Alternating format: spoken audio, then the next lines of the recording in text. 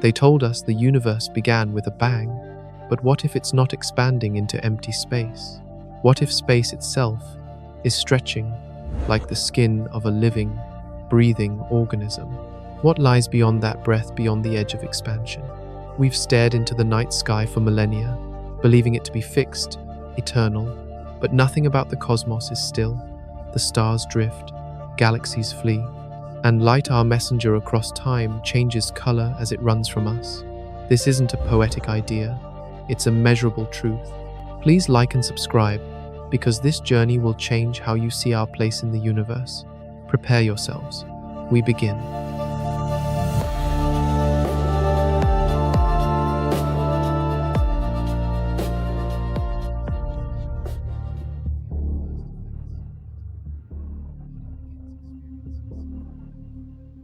Imagine standing beneath the stars. What you see is not what island. The light that touches your eyes tonight left its origin millions, even billions of years ago. But more importantly, that light has changed. As it traveled across the cosmos, it was stretched, pulled like thread unraveling from a cosmic loom. This stretching is not because the stars are flying through space. It's because space itself is expanding. And that's not the strangest part. We can measure this. The wavelengths of light from distant galaxies shift toward red, longer, cooler, more stretched wavelengths. It's called redshift, and it's not a metaphor. It's a cosmic whisper, proof that the universe is growing, not outward, but inwardly inflated like a balloon, with every galaxy drifting farther from every other, not through space, but with it. We think of history as ink on paper, stories passed down through time, but the universe writes its story differently. It uses light. The color of ancient starlight reveals the structure of time itself. Stars and galaxies haven't simply moved. They've been carried, stretched apart by the invisible breath of expanding space. The night sky is a fossil record in photons. Billions of years ago, matter was tightly clustered, dense, fiery, explosive. But over time, the scaffolding of that early cosmos unraveled. Galaxies formed, then drifted, matter dispersed. And the light from those changes arrives to us now, faint and red and old. But what's causing this expansion? What force dares push galaxies apart faster than gravity can pull them together? That's where the mystery deepens. When early astronomers first noticed redshift, they imagined a simple metaphor, a balloon inflating. Stickers on the balloon surface representing galaxies move farther apart as the balloon stretches. But here's the twist. There is no surface. There's no edge. The universe isn't expanding into anything. It's expanding itself. Space doesn't need room to grow. It creates the room as it expands. This violates our instincts. We want boundaries. We crave edges. But the cosmos doesn't play by human rules. Its expansion is boundaryless. Without center, without edge. Every point moves away from every other, as if we're all standing on a giant rubber sheet that stretches eternally in all directions. And yet, there may be an edge, not in space, but in time. As space stretches, so too does time. They are not separate. In Einstein's universe, space and time are fused space-time, and when one distorts, the other does too. The redshift of galaxies isn't just a visual shift, it's a temporal one. The farther we look, the deeper into the past we peer. But also, the more distorted that past becomes. At extreme distances, the universe's expansion becomes so fast, light may never reach us at all. Beyond a certain horizon, galaxies are fleeing faster than light can travel. These realms are not just distant, they are causally disconnected, forever unreachable. And that's not just poetic melancholy, it's a fact. We are already surrounded by galaxies we will never see, not because they're too far, but because the space between us grows faster than their light can close the gap. So what lies at the edge? Perhaps nothing, or perhaps everything we will never know. What began as a discovery of drifting galaxies has become a revelation about existence itself. We are not in a fixed cosmos. We are inside something dynamic, something evolving, something breathing. It started with Hubble, who first noticed the redshift of galaxies and proposed the expansion of the universe. But today, we know more. Not only is the universe expanding, it's accelerating. This acceleration cannot be explained by ordinary matter. There is no known force that should be doing this. So we gave it a name: dark energy, a mysterious pressure pushing the fabric of the cosmos apart. And here's the chilling part. Dark energy makes up 70% of the entire universe, and we don't know what it island, we just see what it does. In this vast, stretching cosmos, you are not stationary. Right now, you're moving, carried on the current of space itself. The Milky Way drifts. So does the local group of galaxies. Every structure, every cluster, floats on a sea of expanding space-time, and the further away something is, the faster it recedes. Some galaxies already move away at many times the speed of light, not because they break Einstein's law, but because space itself makes no such promise. You are part of this motion. You are part of this breath. So what does that make us? Specks of dust in an eternal explosion? Or witnesses to something more haunting? A universe not just expanding, but accelerating toward an unknowable fate? If the universe is growing, what is it growing into? And if space has no edge, then where does it end? Next, we step deeper into the cosmic unfolding, into the consequences of this expansion, into the lives and deaths of stars, and the silence that follows them. At first, the universe burned. It roared with light. There was no silence, only fusion, pressure, and birth. Stars ignited like matches across the darkness, carving out the first constellations in a newborn sky. Galaxies spun into form, thick with gas, thick with promise. Everything was young, radiant, and violent. But the universe, like all living things, changes. Over time, the brilliance dims. As space stretches, matter thins. The raw materials, the gas, the dust once so abundant in the early universe, begin to spread too far apart to collapse into stars. The nebulae, once fat with potential, become wisps. The gravitational pull that once cradled new suns becomes just shy of enough. And so, gradually, the cosmos begins to lose its fire. But here's the twist. This isn't just a decline in starlight. It's a transformation in the very character of the universe. From a young, chaotic forge of light into something older, colder, quieter. The galaxies do not resist this change. Some even hasten it. In the spiral arms of galaxies like our own, stars are still born slowly, delicately. Giant clouds of hydrogen and helium still collapse under gravity's grip. The pressure builds. At the core, fusion begins, and from that violent alchemy, a new star, another sun to warm some distant, unborn world. But this process is fragile. It requires fuel, and fuel is running out. Elliptical galaxies tell a different story, one of exhaustion. These ancient structures have used up their reservoirs of gas. Their stellar nurseries have gone silent. What remains are aging stars, red and dying, slowly drifting toward extinction. They glow faintly now, like embers in a fire long past its peak. And that's not the strangest part. This decline is universal. Every star, no matter how mighty, follows the same arc: ignition, brilliance, and then decay. Some stars, heavy with mass, end with a bang, a supernova, a brief final scream that outshines entire galaxies before collapsing into something dense, something unknowable. Others, smaller, simply fade. Their light dims, their heat cools. They become white dwarfs, then black dwarfs, the burnt-out cores of what once was. It's a slow dying, but it is inevitable. The night sky we see today, vibrant and scattered with stars, is not eternal. Each one of those pinpricks is on a clock. Each one will one day vanish. Even the smallest and most resilient among them, the red dwarfs, which burn for trillions of years, will eventually surrender. They flicker into darkness, one by one, until there are none left to light the cosmos. Imagine that moment, a future where galaxies hold no new stars, where no light is born, where the only glow is the fading heat of ancient remnants.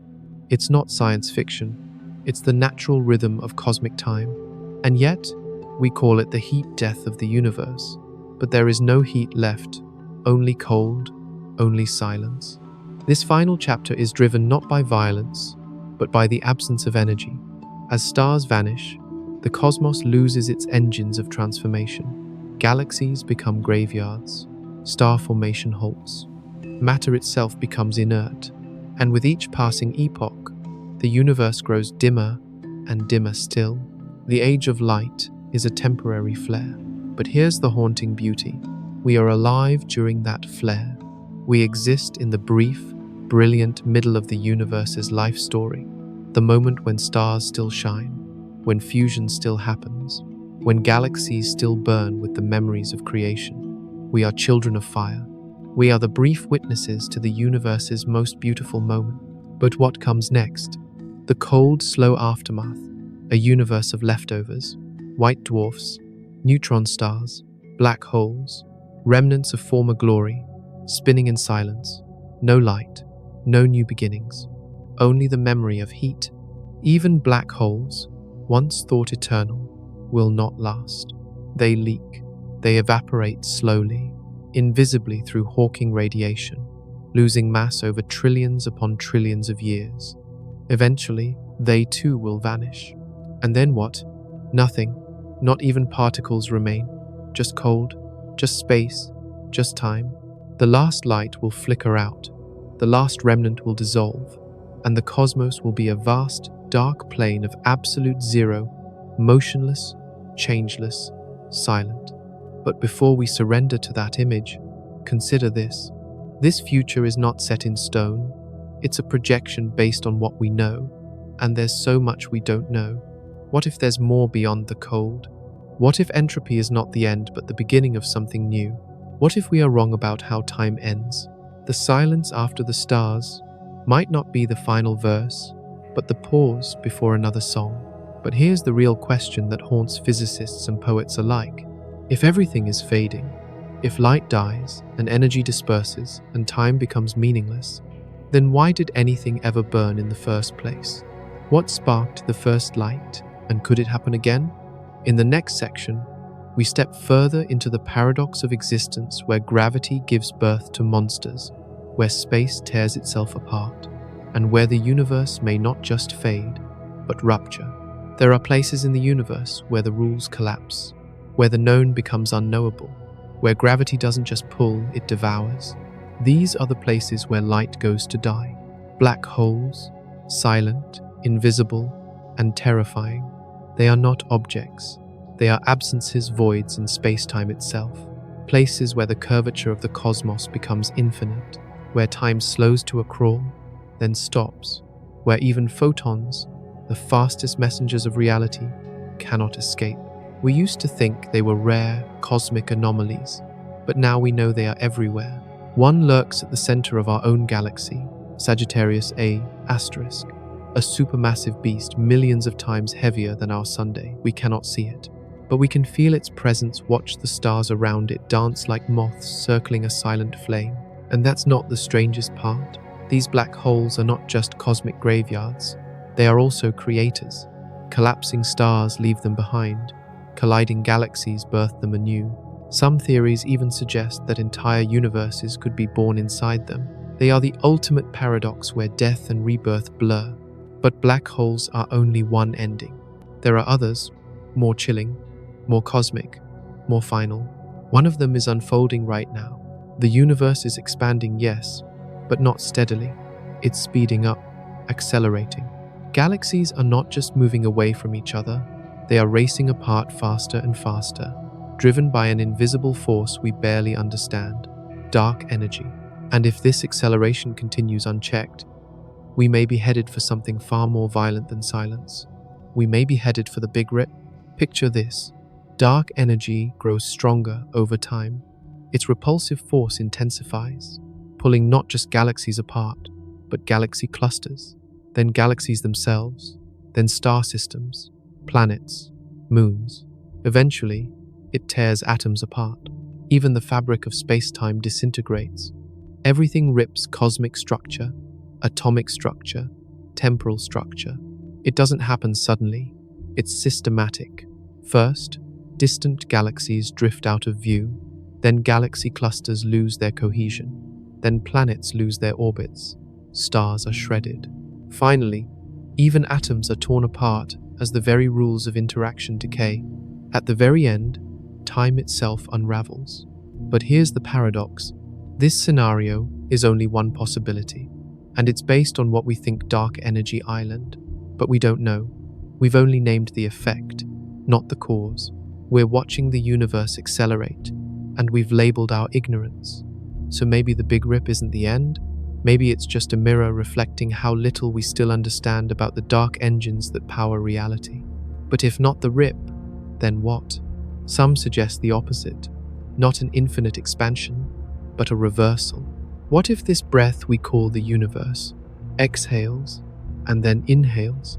This is the big crunch, a cosmic collapse, the mirror of the Big Bang. In this scenario, dark energy fades, gravity regains control, expansion halts, then reverses. Slowly at first, then faster. Galaxies draw together, clusters collide, stars are crushed. Black holes merge into ever larger monsters.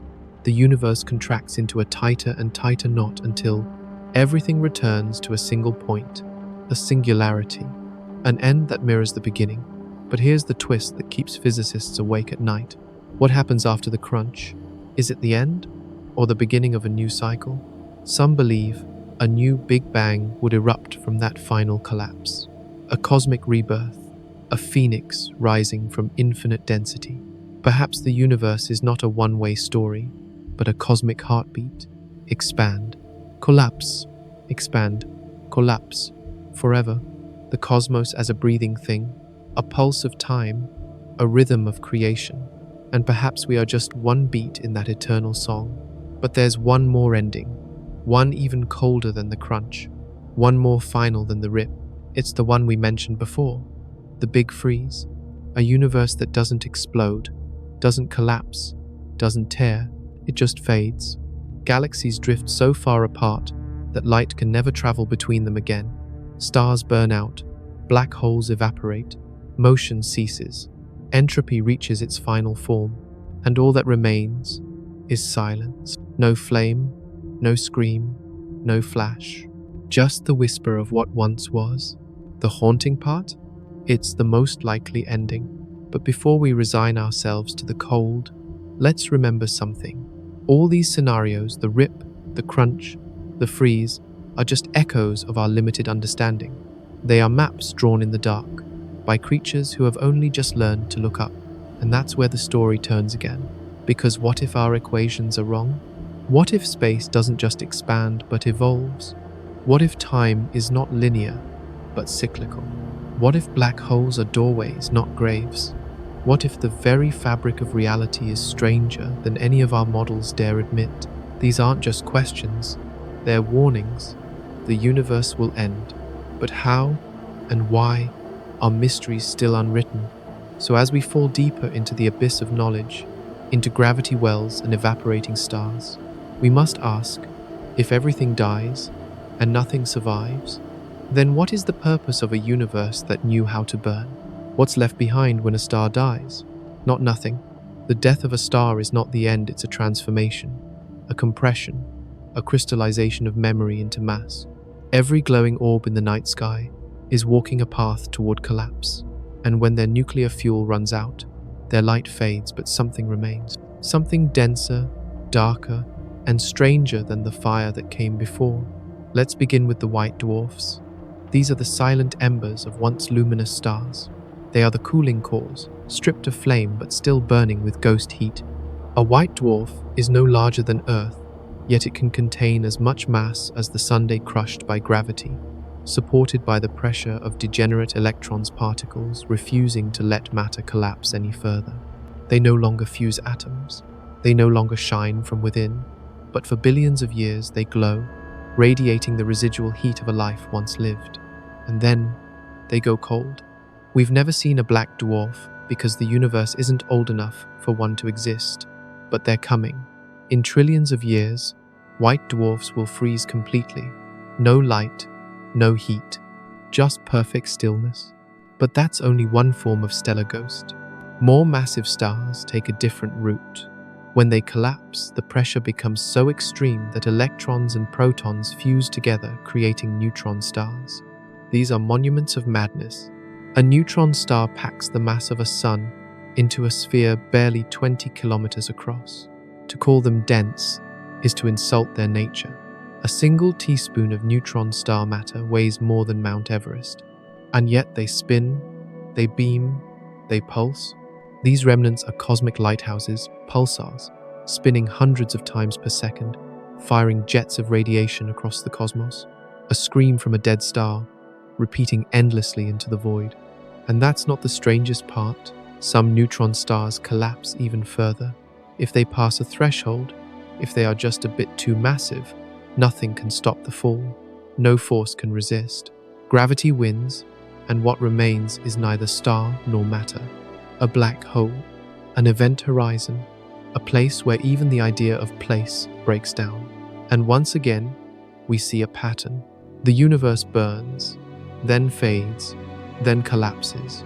Creation, quiet, collapse. But here's where the paradox intensifies. These stellar remnants are not just leftovers, they are evidence. They show us how stars live and die, how galaxies evolve, how the universe writes its history in death as much as in birth. Even more haunting, we owe our existence to these deaths. The carbon in your cells, the calcium in your bones, the iron in your blood, none of it came from the Big Bang. It was forged in the hearts of stars and scattered into the cosmos by supernovae. You are stardust, not poetically, literally. Every atom heavier than helium was born in a sun and spread across space in an explosion. Planets formed from this debris. Life emerged from these ashes. So when you look at a white dwarf, you are seeing what gave you life. When you trace the radio pulse of a distant neutron star, you are hearing echoes of your own origin. But here's the cliff we now face. These remnants are increasing. The birth rate of stars is falling. The death rate is catching up. Spiral galaxies still host newborn stars, but even they are slowing down. Elliptical galaxies have already gone silent, and in time, the universe will be filled not with light, but with fossils, frozen cores, silent pulses, crushed masses, slowly fading into thermodynamic equilibrium. And even these remnants are not eternal.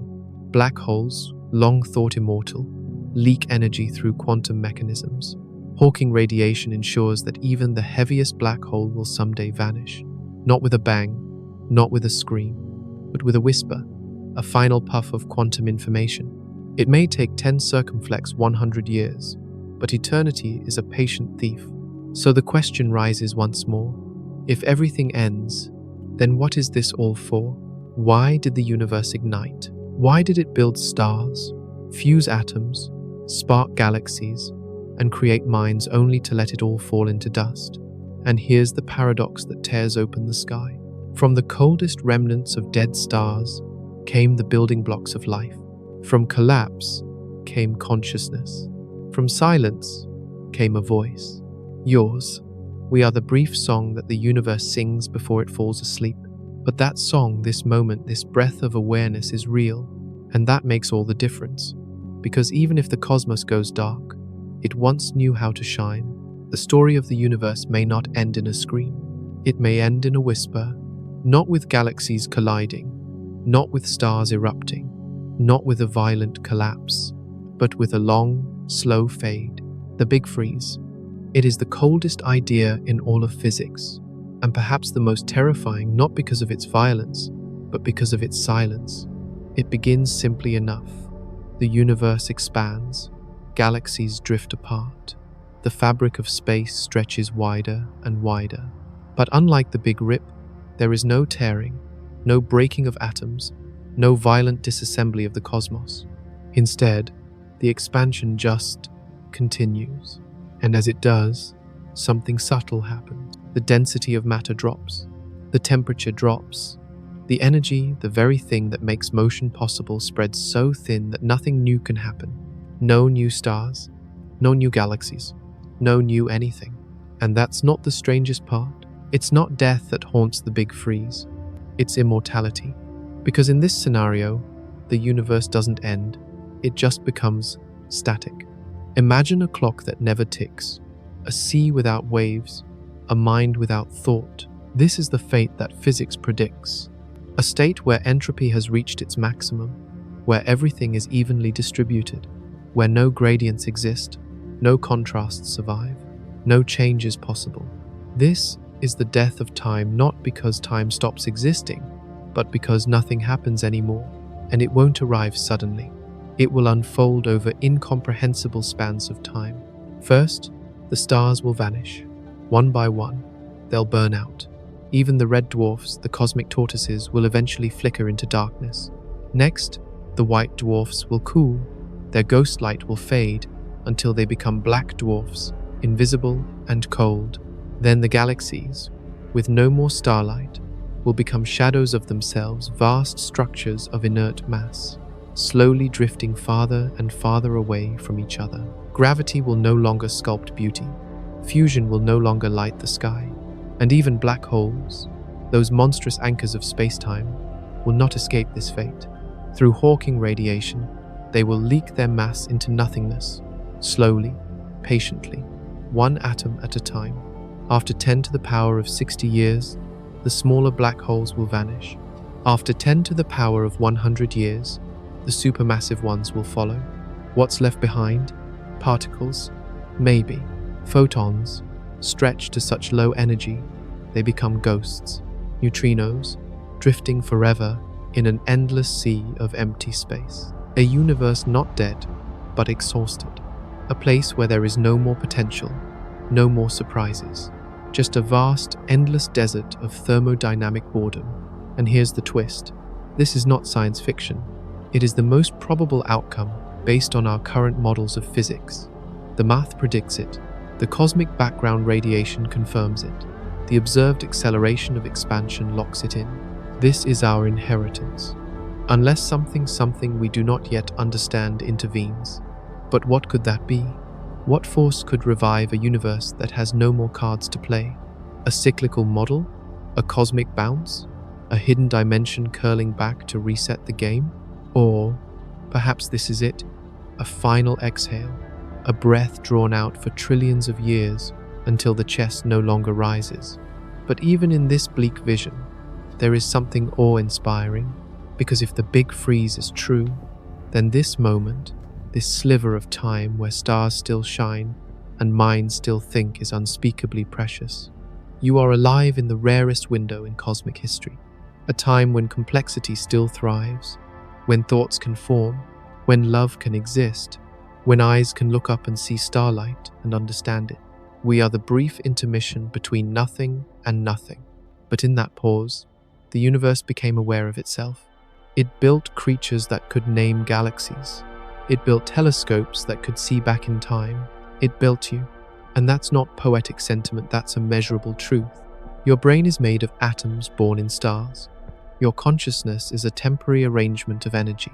But the fact that it exists at all is extraordinary. So perhaps the lesson of the big freeze is not fear, but urgency. To use this moment well, to marvel while we can, to build, to dream, to reach before the light goes out, because one day the last photon will fly. And after that, silence. No observer, no question, no answer, only the frozen remains of a cosmos that once burned with the fire of a billion suns and the whispers of minds who once dared to ask, why? We like to imagine the universe as stable, expanding, yes, but orderly, predictable, governed by rules that hold, even at the end. But what if that's an illusion? What if the expansion of the universe doesn't slow, doesn't even stay constant, but accelerates until everything, not just galaxies, not just atoms, but space-time itself is torn to shreds? This is the Big Rip, a scenario so violent, so final, that even time cannot survive it.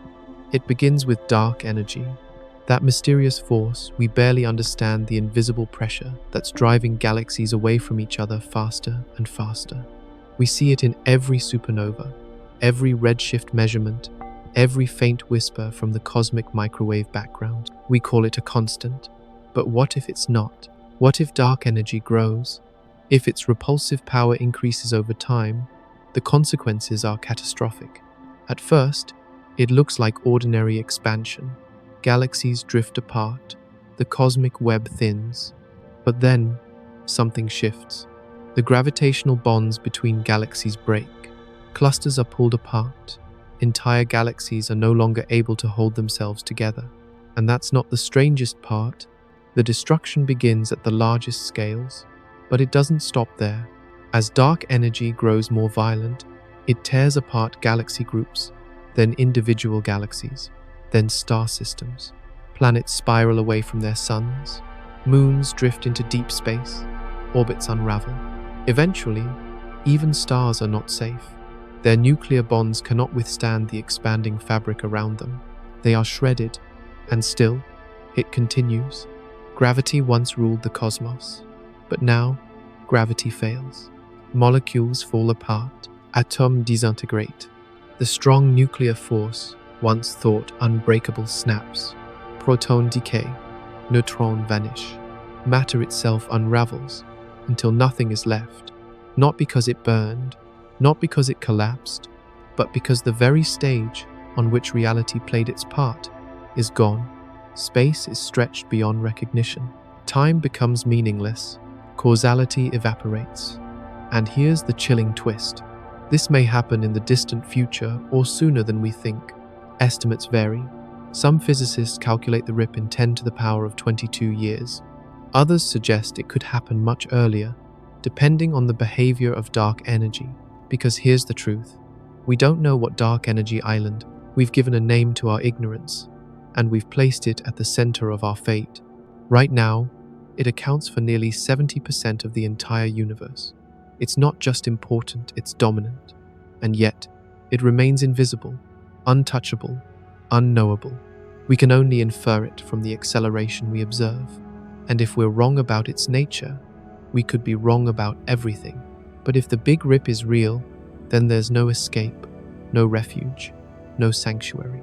Every form of matter will be destroyed. Even information may be lost.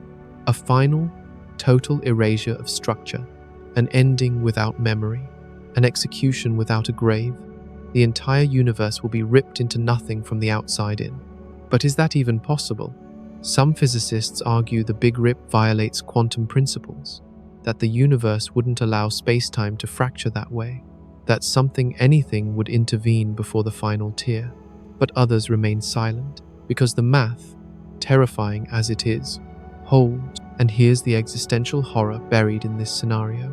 It doesn't just kill stars, it kills meaning. Because if everything disintegrates, if time, space, matter, and memory all dissolve, then what was it all for? All the galaxies, all the light, all the questions we asked.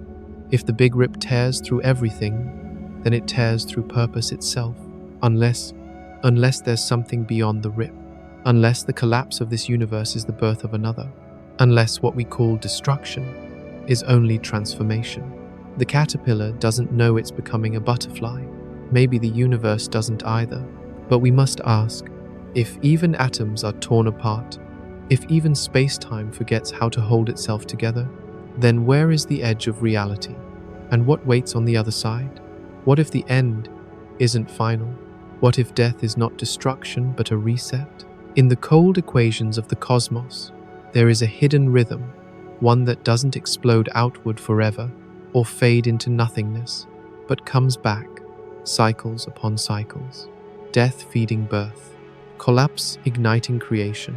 This is the big crunch, and it changes everything. Imagine the universe not as a one-way arrow, but as a breath, a pulse, a heartbeat that stretches and contracts across eternity. We are currently living in the expansion phase galaxies, drifting apart, space-time growing, the cosmic web loosening. But what if this expansion is temporary? What if gravity, the ancient force that shaped the stars and sculpted galaxies, fights back? Over time, dark energy could weaken. The acceleration might stall, then slow, then reverse. And when it does, the universe will begin to fall. Not fall apart, but fall inward. First, the galaxies start to converge. At speeds unimaginable, Clusters merge in cataclysmic dances.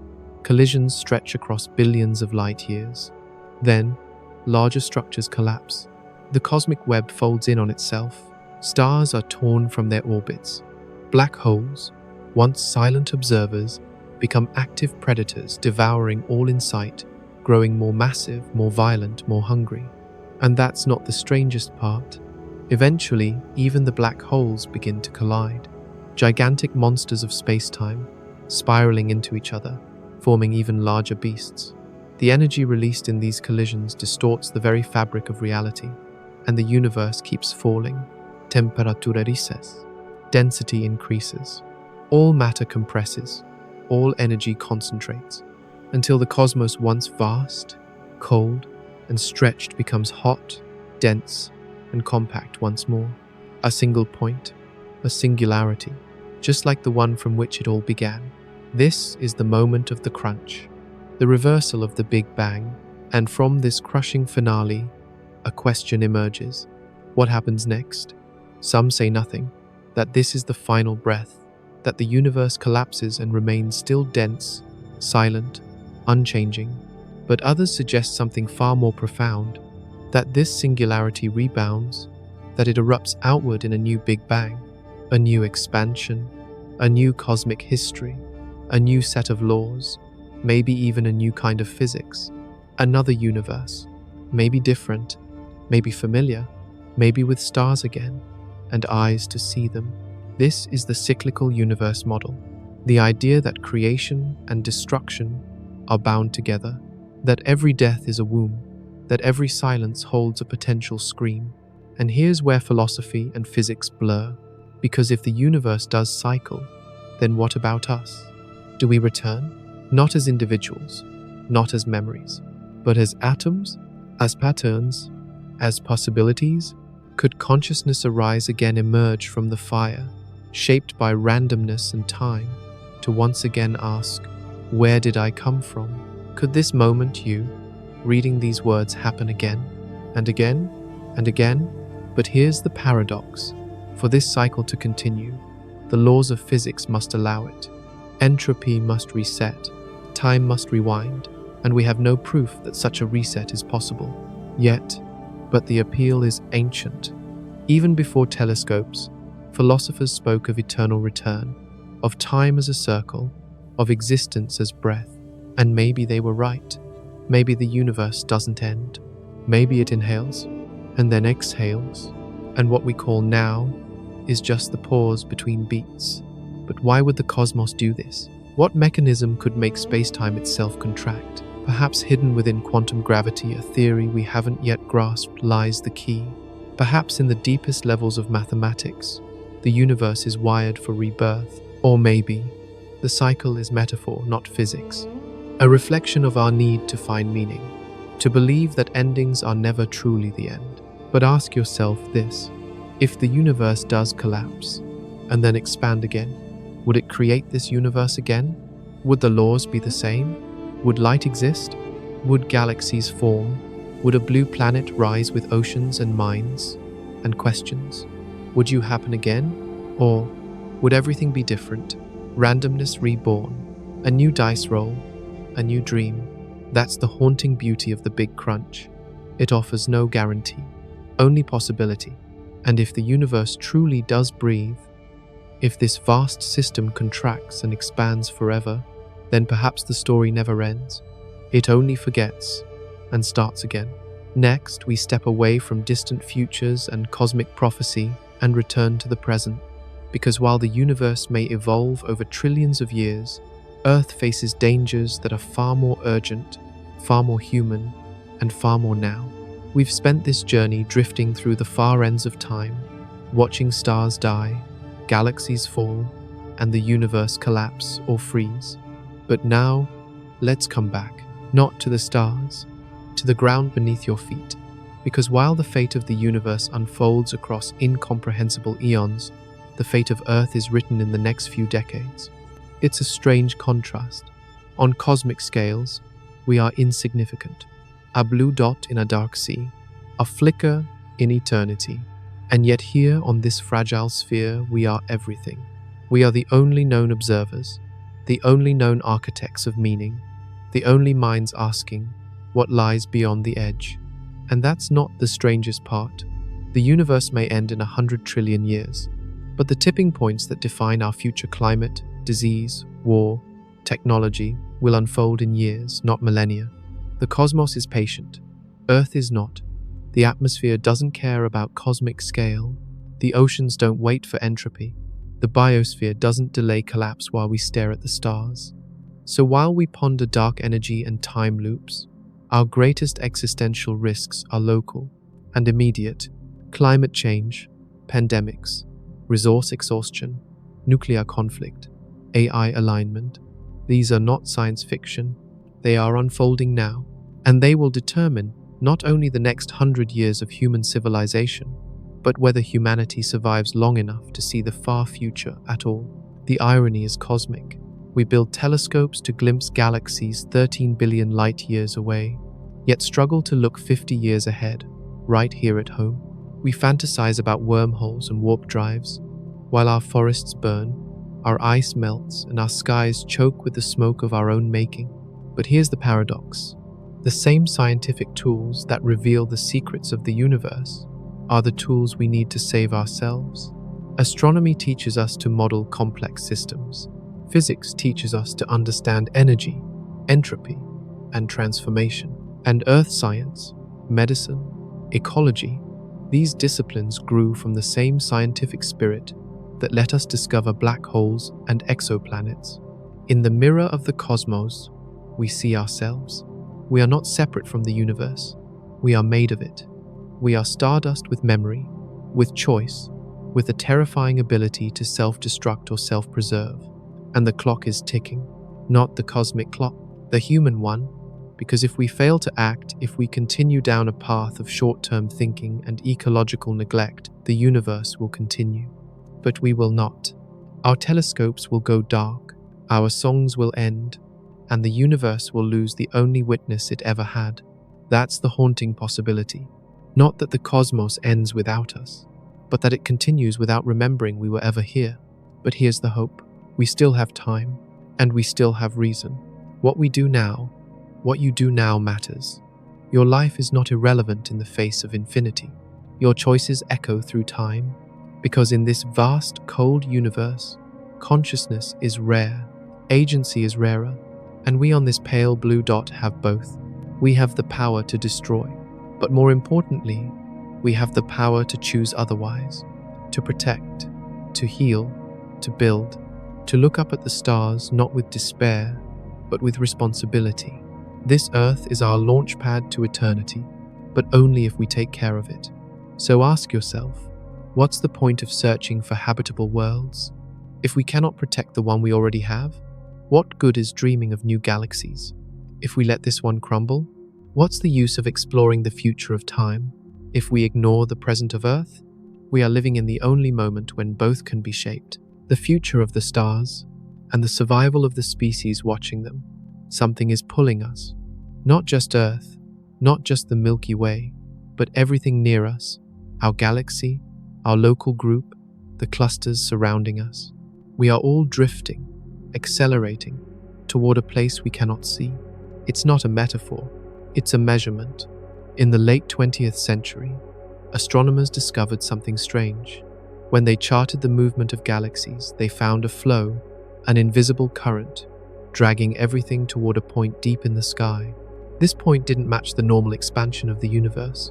According to the Big Bang, galaxies should all be drifting away from each other, evenly, like dots on the surface of an inflating balloon. But we're not. Our galaxy is moving at nearly 600 kilometers per second toward a region in the sky behind the Milky Way's dense curtain of dust, a region we call the Great Attractor. And that's not the strangest part. We don't know what it island. We know it's there because of how it pulls. We feel its gravity. We see its influence on hundreds of thousands of galaxies. But it hides behind the galactic plane, obscured by the dust and stars of our own backyard. Our telescopes strain to peek through. What we've found is both astonishing and insufficient. A vast structure, a gravitational anomaly, a concentration of mass far greater than anything nearby. but not enough. Not enough to explain the strength of its pull, not enough to account for our velocity. It's like being on a boat, drifting down a river, hearing a waterfall ahead, but the fog is too thick to see what's pulling you forward. You only know you're moving, and you cannot stop. The Great Attractor is located in the direction of the constellation Norma, near a region ominously named the Zone of Avoidance, not for metaphysical reasons, but because our instruments literally avoid it. Dust and gas obscure our view, but radio waves and infrared light pierce that veil, and what they show is massive clusters of galaxies, superclusters, filaments of the cosmic web, converging. The Norma cluster may be its core, a gravitational well so deep that galaxies for hundreds of millions of light years bend toward it. But even that may be just one part of a larger mystery, because beyond the Great Attractor lies an even greater structure, the Shapley supercluster, a vast, concentrated mass of galaxies so enormous that it may dwarf everything else nearby. And some scientists believe this, not the Great Attractor is our true destination. We're not just falling toward a single point. We're caught in a cascade of gravity, a waterfall of space drawn from one basin to another, from one node of mass to the next. And still, we don't fully understand what's pulling us. Dark matter? A hidden filament of the cosmic web? Something more exotic? Perhaps a structure so massive, so ancient, it predates the galaxies we see today. And here's the chilling thought. If something that big can hide in plain sight just beyond the dust of our own galaxy, what else is out there, pulling the strings? What if the Great Attractor is not an object, but a symptom, a clue, a shadow of something larger than any cluster, more powerful than any black hole? What if our motion is part of a deeper flow? What if galaxies don't just expand randomly, but drift within currents? Invisible rivers of gravity, carved by ancient structures, threading the universe like veins, and we are just passengers, caught in a tide that began long before Earth cooled. But here's the paradox. For all the unknowns, we know we're moving. Our galaxy will not stay where it island. The sky you see tonight is not fixed. It is in motion, slow to our eyes, but swift on cosmic scales. And you are a passenger too, not metaphorically, literally. Right now, as you sit still, Earth is spinning, orbiting the Sunday. The Sun is orbiting the center of the Milky Way. The Milky Way is moving toward the Andromeda Galaxy, and both are being pulled toward a hidden force we cannot yet see. You are drifting toward destiny at hundreds of kilometers per second, without a map, without a choice, but perhaps with a purpose, because whatever lies at the heart of the Great Attractor, whatever has the power to pull galaxies across millions of light years, is not just a mystery of gravity. It is a message that the universe is still bigger than we think, still stranger than we imagine, still full of secrets it dares us to uncover. You'd think we'd see it. A structure that spans 700 million light years. A wall so immense it bends the motion of galaxies. A curtain of mass so thick it reshapes the expansion of the cosmos. But we didn't. For most of modern astronomy, we missed it because it was hiding behind the one thing our instruments couldn't see through, our own galaxy. It was only recently, with radio telescopes and infrared surveys, that we pierced the veil and saw the outline of a hidden colossus. Its name is as quiet as its presence, the South Pole Wall. And that's not the strangest part. It's as large as the Sloan Great Wall, one of the largest known structures in the universe, yet it's twice as close to us. This behemoth stretches from the constellation Perseus in the northern hemisphere to Apus in the southern, a gravitational leviathan curled across the sky, hidden behind the dusty arms of the Milky Way. We weren't looking for it, but it was already pulling us in. Discovered by a team of international astronomers in 2020, the South Pole Wall remained invisible because it lies in what we call the Zone of Avoidance, a sector of the sky obscured by our galaxy's bright plane of stars and interstellar dust. But then came the breakthrough. Using Redshift surveys, radio mapping, and the motions of thousands of galaxies, scientists reconstructed what the sky refused to show us. And what emerged was staggering. A wall of galaxies, gas, and dark matter, stretching nearly 1.4 billion light-years across and 700 million deep. Not a single structure, but a threaded knot in the great cosmic web where filaments of matter converge and tighten, pulling on galaxies like marionette strings. And our Milky Way? It's part of that web, caught in the pull, moved like a leaf in a gravitational tide. The South Pole Wall doesn't just exist. It moves galaxies. It alters the very velocity field of space in our region of the universe. And we had no idea. How many more hidden titans are there? How many gravitational giants lurk behind dust and noise and distance? Structures large enough to distort the Hubble flow, the measured expansion of the universe simply by existing. That's what this wall does. It warps the paths of galaxies. It slows some, speeds others. It's not just a wall. It's a geometric fault line in the scaffolding of the cosmos. But here's the twist. The South Pole Wall isn't isolated. It's connected to the Great Attractor, to the Shapley Supercluster, to the vast Laniakea Supercluster, the massive basin that contains our own galaxy and over 100,000 others. It's part of a cosmic river system, and we are downstream. Imagine this. The universe isn't expanding randomly. It's flowing. Massive walls and voids carve channels in the fabric of space-time. Galaxies don't just drift. They fall down gravity wells created by walls like this. The South Pole Wall is one such ridge, and we are sliding alongside it. But here's the cosmic irony. We only discovered it because we were looking for something else.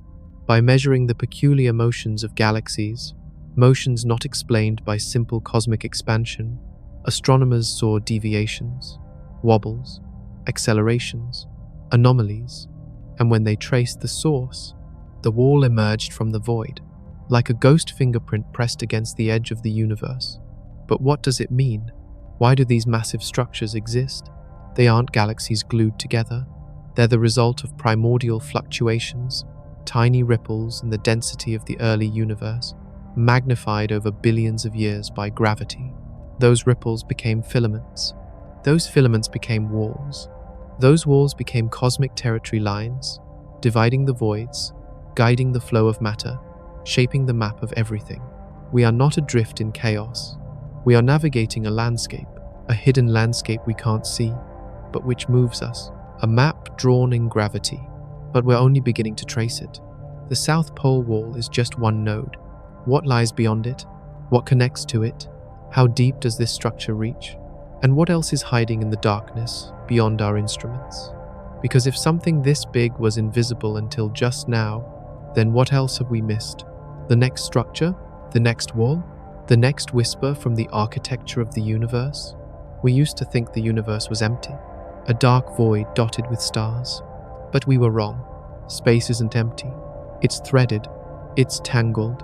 It's built on a hidden framework stretching across the entire cosmos, a cosmic web of filaments, nodes, and voids, guiding galaxies like rivers guide ships. And the most haunting part? It looks alive.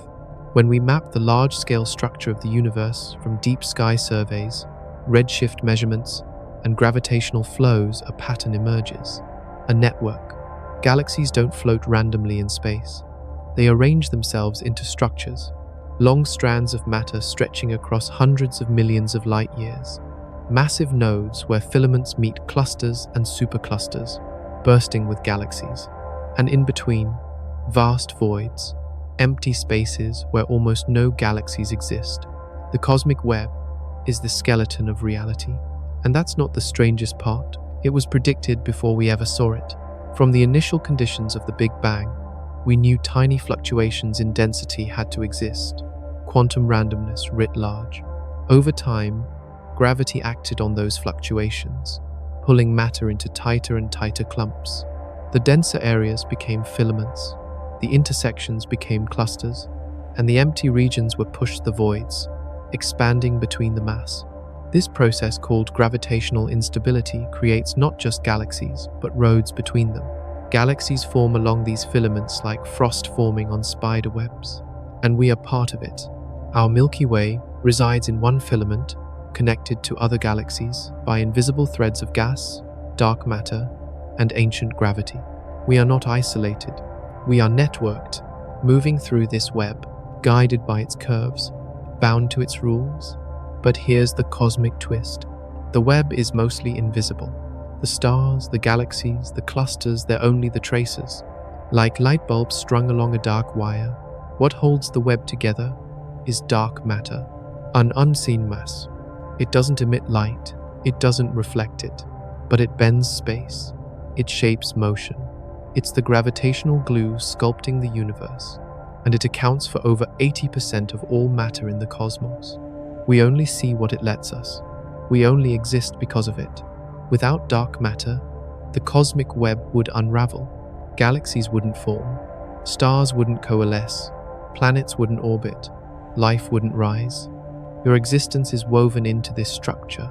But even more mysterious, the web is still moving. The filaments aren't frozen. They flow. Galaxies fall along them like water down a slope. Clusters grow as they absorb more matter.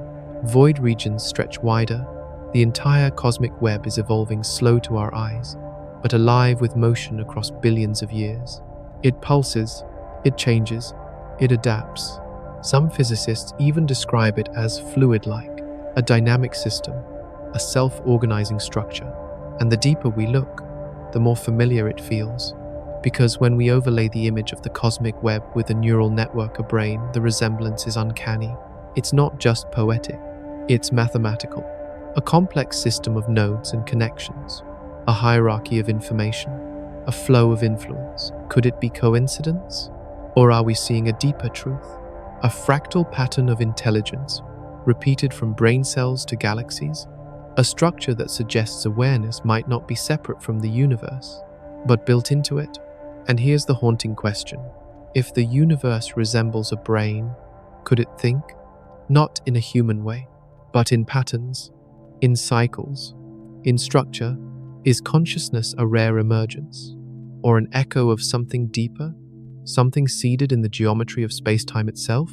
We don't know, but the cosmic web offers more than stars. It offers questions, it offers maps, and it offers a glimpse of a universe that is not chaotic, but organized, bound by invisible currents, ancient flows of gravity stretching back to the dawn of time. We are not drifting alone. We are moving along a cosmic highway, carved before our planet even formed. And that raises the next question. Where does this road lead? Where are we? Not on a planet, not even in a galaxy, but in a flow. Our Milky Way is not still. It's moving, carried along invisible filaments of gravity, part of a vast migration that began long before Earth existed. This flow is not random. It is guided by a deeper structure, a gravitational basin, a valley in space-time. We call it Laniakea. In Hawaiian, it means immeasurable heaven. And that's not the strangest part. Laniakea is our true cosmic address.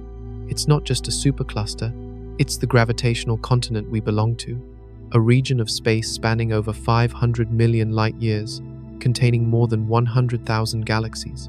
For centuries, we thought our Milky Way was the center of everything. Then we saw Andromeda, then the Virgo cluster, then the local group, then the Virgo supercluster. But now we know all of that is part of something even larger, a structure not defined by shape but by motion, because Laniakea is not bound by walls or borders. It is defined by flow. Galaxies within this structure move together, falling toward a common point, the Great Attractor, nestled at the edge of Laniakea's gravitational domain. This is what makes Laniakea special. It is not just a collection of galaxies. It is a river system of matter. Each galaxy is like a drop of rain, drawn by the slope of gravity, streaming toward deeper basins of mass, and we are riding that current. But how do we know? Astronomers mapped the motion of over 8,000 galaxies using Redshift data, gravitational field analysis, and peculiar velocities, those movements not explained by universal expansion. What they found was astonishing. Galaxies coherently streaming toward the same region of space, divided into gravitational zones like watersheds. The Virgo cluster, the Norma cluster, the Hydra Centaurus wall, all part of the same gravitational continent, all bound to the same destiny, all belonging to Laniakea. And here's the emotional punch. You are part of it. Not just your galaxy. You, right now, as you breathe, as your thoughts spark, Your atoms are riding a motion that began over 13 billion years ago, a motion carved by gravity, written in the early universe, threading through dark matter scaffolds, whispered by hydrogen clouds, and sung by ancient stars. You are not standing still. You are falling gracefully, silently into something larger. But what lies beyond? At the edge of Laniakea, we find the boundary where the gravitational pull of this supercluster ends and another begins. Because Laniakea is not alone. It is one continent in a cosmic archipelago. Beyond its edge lies the Perseus-Pisces supercluster. Further still, the Shapley supercluster. And at the deepest parts of this structure, massive voids, oceans of emptiness that separate the islands of matter. So here's the paradox. We are part of a structure so vast we cannot see its borders, yet small enough to feel its pull. We are not the center, but we are not lost either. We are placed, perfectly, delicately, within a flow that connects us to over 100,000 galaxies, all drifting in harmony across the fabric of space. And here's a thought that humbles everything. If civilizations exist in other galaxies within Laniakea, they are falling with us. They are riding the same current. They are, however, unknowingly our neighbors, bound to the same gravitational fate. So when we look out into the sky, we are not just looking into distance. We are looking into motion, into our history, into our direction, into our home. Because Laniakea is not just where we are, it's how we are. The cosmic web, the galactic rivers, the gravitational flows, the threads of mass and motion and light. This is our inheritance. But even this immense structure is not permanent. Over time, expansion will stretch the web, the rivers will thin, the motion will slow, and one day perhaps the galaxies of Laniakea will drift beyond each other's light. The great structure will become invisible not because it collapsed, but because we will no longer see it. Yet for now, we know where we are, and in a universe so vast, so cold, so ancient, that knowledge is a kind of warmth. Even after mapping the cosmic web, even after discovering Laniakea and the great Attractor, we're still drifting, still falling, still moving towards something fast, something hidden, something unknown. Astronomers call it the dark flow, a strange, coherent motion observed in galaxy clusters, moving together in the same direction, as if being tugged by an immense gravitational source far beyond the visible universe. And that's not the strangest part. This motion appears to ignore the Hubble flow, the standard expansion of space. It doesn't match what we'd expect from known mass. It doesn't line up with the visible structures in our local superclusters. It seems to come from beyond the observable universe, from behind the cosmic curtain, that horizon, beyond which light has not yet had time to reach us. And that makes this different from the Great Attractor, because while the Great Attractor is hidden by dust, the source of the dark flow is hidden by space itself, by the edge of visibility, by the limits of physics. But how can we detect something we cannot see? The key lies in the cosmic microwave background, the afterglow of the Big Bang, a faint, uniform signal spread across the sky, just a few degrees above absolute zero. It's not perfectly uniform. Tiny fluctuations in this background give us clues about the early universe. But in 2008, researchers noticed something strange. The motion of large galaxy clusters, measured via the kinematic Sunyaev-Zeldovich effect, seemed to show a bulk flow toward a region in the sky, near the constellations Centaurus and Vela, a direction not explained by any known mass nearby, a flow that remained consistent even as new data emerged. And so came the question, what's pulling us? One hypothesis is simple and terrifying. There could be structures beyond our observable universe, massive ones, supervoid, gigantic galaxy clusters, entire megastructures seeded by quantum fluctuations in a region of space-time we will never see. Their gravity reaches us, their light does not, and so we fall towards something we cannot observe. Some scientists are skeptical. They argue the signal may be an artifact, a misinterpretation, a statistical illusion, but others are not so sure because the motion is real. It persists across multiple surveys, multiple instruments. Even after Planck's deep sky data refined our map of the early universe, hints of the flow remained. And if it's real, it could mean one of two things. Either there are unseen structures beyond the cosmic horizon, or our understanding of gravity is incomplete. Both are revolutionary, because the first suggests the observable universe is only a tiny bubble inside a much larger structure, a universe within a multiverse, a local region shaped by specific inflationary conditions, drifting through a broader landscape of spacetime. And the second suggests gravity leaks, that the force we think is confined to 4 dimensions might be bleeding into higher ones, as some string theories suggest. In both cases, we are no longer at the center of comprehension. We are adrift in a river of gravity, flowing from a source beyond knowledge. And here's the haunting paradox. Even if we can't see it, even if we never will, it still affects us. Motion doesn't leak. We are being pulled. Our entire Laniakea supercluster, the Virgo cluster, the Milky Way, the solar system. You are moving through the universe, not randomly, but along an invisible slope of gravity, like a feather in a breeze that has no name. And that raises an ancient question. What lies beyond? Beyond the visible edge, beyond the light that reaches us, beyond the cosmological horizon. We've mapped what we can see.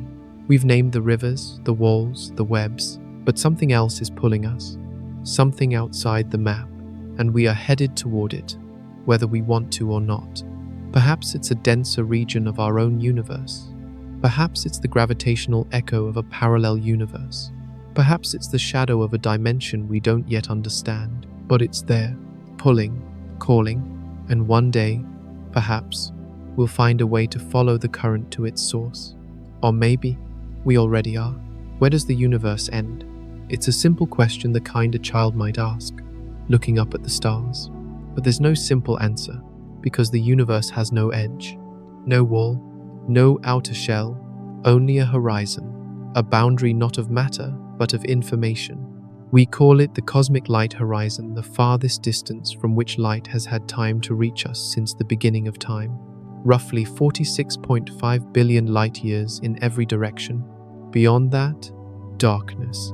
Not because nothing exists there, but because we can't know. Not yet. And that's not the strangest part. This horizon isn't fixed. It grows. With every second, light from farther and farther away reaches us. But at the same time, the universe is expanding faster and faster, stretching space itself, creating regions we'll never see, no matter how long we wait. Some galaxies are already beyond reach. Their light will never reach us, not because it's too slow, but because the space between us is expanding faster than light can cross it. They are gone to us, not destroyed, not hidden, just unreachable. And this is the edge, not a cliff, not a border, but a limit of visibility, a sphere of potential knowledge, slowly shrinking relative to the entire universe. As expansion accelerates, more and more of the cosmos slips beyond this horizon. In time, we'll see fewer galaxies. The night sky will dim, the cosmic background radiation will redshift into undetectability. Eventually, it will seem as if we're alone, as if the Milky Way is all that remains. But that's an illusion, a trick of cosmic perspective, because beyond the horizon, the universe continues. Galaxies live, collide, give birth to stars. Structures evolve, unseen. Physics unfolds, unobserved. A vast sea, just out of reach. So we ask, what's really out there? Is it more of the same? Endless repetition of galaxy clusters, filaments, and void? Or are we just a bubble, a local region with unique physical laws, floating in a multiverse of possibilities? What if the constants we take as sacred, the speed of light, the strength of gravity, the mass of an electron, are not universal, but local quirks? What if beyond our horizon, everything is different? Différent physique, différentes dimensions, different types of matter, energy, consciousness. The horizon becomes not just a limit of sight, but a veil between realities. And here's the twist. We'll never know. because no signal can cross that boundary. It's not like exploring a new continent. It's not just far, it's fundamentally disconnected. The cosmic light speed limit, combined with accelerating expansion, means there are regions of the universe we can never influence, and that can never influence us. Causality dies at the edge, and with it, knowledge. This is what physicists call the observable universe, not because it's all there is, but because it's all we'll ever know. And the rest? It might as well be another reality entirely. A parallel universe, not in another dimension, but right next door, just beyond the reach of light. But perhaps that's the most important lesson, that our knowledge is bounded, not by arrogance or ignorance, but by the structure of reality itself. We live inside a bubble of light. Everything we've ever seen, thought, or known, every star, every galaxy, every theory fits inside this sphere. Beyond it, silence. But silence does not mean emptiness. It means mystery. And in that mystery lies wonder, because the edge of the universe is not the end. It is the beginning of the unknown, and the unknown is where all discovery starts. So, as we reach the horizon, as we stand on the precipice of visibility, we must ask not just what lies beyond, but what it means that we can even ask. We are a species made of stardust, powered by fusion, aware of entropy, surfing gravity, decoding the microwave whispers of the Big Bang, staring into the dark, and asking for more. We've traveled across billions of years, watched stars ignite, galaxy drift, black holes devour, time stretch, and space expand beyond all comprehension. But now we return, not to Earth, to something more fragile, more fleeting, more improbable than any supernova or cosmic wall. Consciousness. You, the observer, because without you, none of this exists. Not really. Not the galaxies, not the cosmic web, not the horizon or the dark energy behind it. These are real phenomena, yes, but without awareness. They go unnoticed, unfelt, unquestioned, and that's not the strangest part. We are made of the same atoms that formed in the furnace of long-dead stars. We are patterns of carbon, oxygen, hydrogen arranged by gravity, refined by time. We are matter that learn to ask questions, and that changes everything, because it means the universe isn't just unfolding, it's observing itself through us. We are not outside the system, we are inside it, a ripple in its fabric, a whisper in its storm, a mirror held up to the infinite. But why? Why would a universe governed by blind physical laws produce beings who feel, who dream, who suffer, who wonder about their own origins, while spinning on a dust speck orbiting an average star? Was it an accident? A chemical fluke? Or is there something buried in the structure of space-time that gives rise to awareness? Something that flows not just in blood and brain, but in being? Maybe it's not that consciousness is rare. Maybe it's that consciousness is what the universe does when it gets the chance. When stars explode, and planets cool, and molecules link just right, the cosmos wakes up. It sees, it hears, it wonders, and here's the paradox. The universe is ancient, vast, mostly empty, and likely indifferent. And yet somehow here you are, listening to this, thinking about stars, feeling something stir inside you as you gaze into the abyss.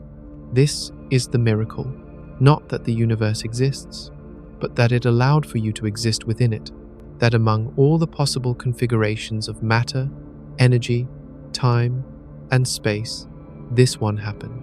And in this one, you are awake. So what will you do with that? Will you ignore the stars?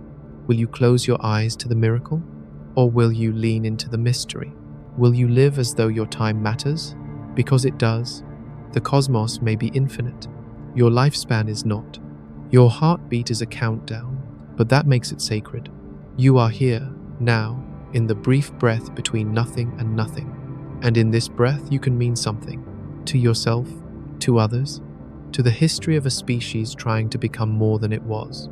And that is enough. You don't need to explain the whole universe. You only need to be present in it, to bear witness, to love, to learn, to look up, not in despair, but in awe, Because in this vast, cold, ancient, accelerating, ungraspable universe, the most astonishing thing is not that it will end, but that you are here before it does. So if you take one thing from this journey, let it be this. The universe may never answer our questions, but it gave us the ability to ask them, and that alone might be the answer. Please like and subscribe if this journey changed how you see the cosmos. There's so much more to explore. We are only just beginning.